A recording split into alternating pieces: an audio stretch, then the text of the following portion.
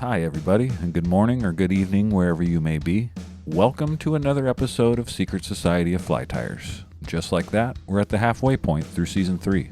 I'd like to tell you that numbers are up and engagement is high, but I have no clue. I'm writing and recording all these episodes before I release anything. Anyways, I haven't even told you who my guest is for this episode. It's my new friend Rob Beckius from Two Hand Hardware Company. You might already be familiar with him. He seems to know a lot of people, and he sells goods online aimed at two-handed anglers. I posted on Instagram about a fly box I bought from him not long after our interview, and I love it. It's the exact box that I had been looking for. It's a plastic Hytina box with little rectangle-shaped tubes that fit perfectly inside the box. Your tube flies fit perfectly inside of those little tubes.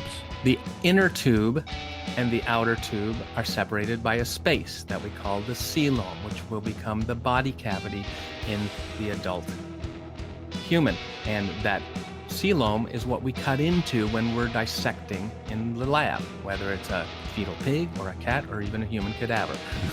Okay, that one doesn't exactly fit, but it made me laugh, so I'm going to keep it there. I know it's the wrong kind of tube. Rob and I talked about a whole bunch of stuff, including his home water, the Rogue River in southern Oregon. But this episode is not about the Rogue. That'll definitely happen eventually, and maybe even with Rob. But this one is about his two-hand hardware company, which, as a writer, puts me in a little bit of a bind because it's pretty easy to get words down on paper when you have a solid subject to write about, like a specific river. Instead, I sit here in front of my laptop trying to figure out where to take this one. A good amount of Two-Hand Hardware Company products include magnets in some capacity, and Rob has found some creative ways to use them. This is a really fun and true magnet story. I don't know how magnets work. You know what I'm saying? Have you ever heard of Rupus nigra? It is believed to be a 33-mile-wide black magnetic rock located at the magnetic North Pole or at the North Pole itself.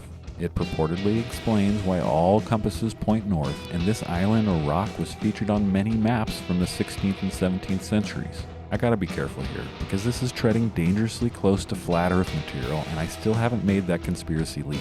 Yet. I can't say for certain if I'll end up crossing over into that territory, but for now I can't buy it. And I want to buy all this high strangeness and conspiracy stuff. I want to believe in not believing anything being fed to me, which is a confusing way to live, but don't try to make sense of it. That isn't going to help anyone. I feel like the world we live in and the reality we all experience or project or hallucinate or whatever is actually happening within our consciousness is way weirder than anyone wants to admit. Since I was a little boy, I always felt that existence as such was weird. I will admit that the magnetic rock at the North Pole sounds pretty far-fetched, but sometimes old wives' tales and rumors turn out to be true. Like Richard Gere in the famous gerbil story, for instance. So I was watching the whole thing when it came out before, and they ran around and they got crazy and everyone was happy. Or Rod Stewart getting his stomach pumped because he swallowed too much of his... Well, it doesn't, but I don't want to be late. I don't like to keep my customers waiting. Both of those stories turned out to be 100% true, allegedly. And this magnet rock might be true too, okay? Open your mind.